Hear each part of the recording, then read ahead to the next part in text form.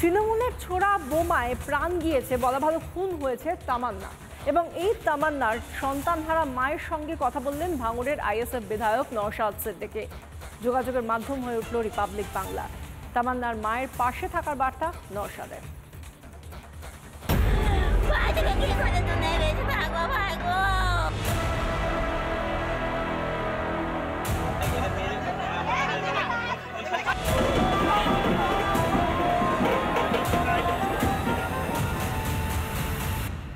শক্ত থাকতে হবে, লড়াই করতে হবে।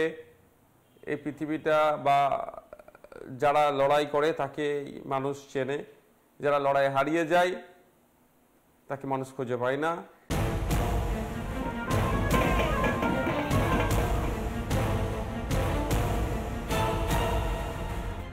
23শে জুন শাসক দলের উল্লাসের মাসুল দিতে হয়েছিল ছোট্ট তামান্নাকে।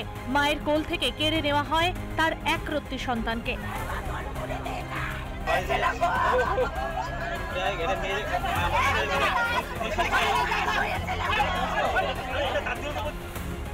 এবার সন্তানহারা মায়ের সঙ্গে কথা বলেন আইএসএফ বিধায়ক নওশাদ সিদ্দিকী। যোগাযোগের মাধ্যম হয়ে উঠল মানুষের কণ্ঠস্বর রিপাবলিক বাংলা।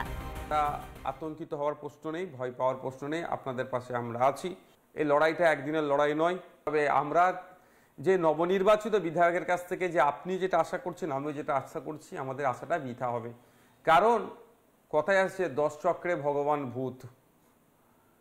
আলিফা আহমেদ নিজেকে স্বচ্ছ দাবি করলেও যে দলে তিনি নাম লিখিয়েছেন, যে দল থেকে তিনি নির্বাচিত হয়েছেন, যে দলের প্রতীকী নিয়ে, সেই দলটা কোনোভাবেই স্বচ্ছ নয়। সন্তানকে হারিয়ে বারবার শাসক দলকে দুষেছেন সাবিনা ইয়াসমিন। মমতাদি ন্যায্য বিচার করছে না, ওই জন্য আমি দিদিকে সরাসরি বলবো, দিদি বিচার দেন, বিচার দেন। আর কোনো তামান্নাকে, কোনো অভয়াকে, কোনো কসবাকে দিদি আর মারবেন না, আর কাউকে হারাতে দেবেন না।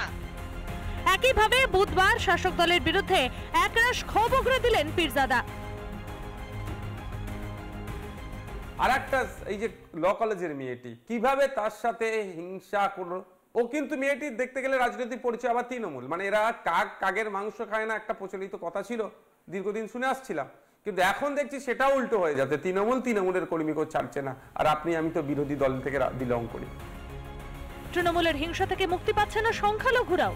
ভোট এলেই যারা শাসক দলের কাছে হয়ে ওঠে দুধেল গাই, আর কতদিন সংখ্যালঘুদের তেজপাতা ভাববে শাসক দল? রিপাবলিক বাংলা। নানা ধরনের কন্টেন্ট দেখার জন্য লাইক করুন, শেয়ার করুন আমাদের ফেসবুক পেজ, সাবস্ক্রাইব করুন আমাদের ইউটিউব চ্যানেল। পাশাপাশি অন্যান্য ব্রেকিং নিউজের জন্য অবশ্যই চোখ রাখুন রিপাবলিক বাংলায়।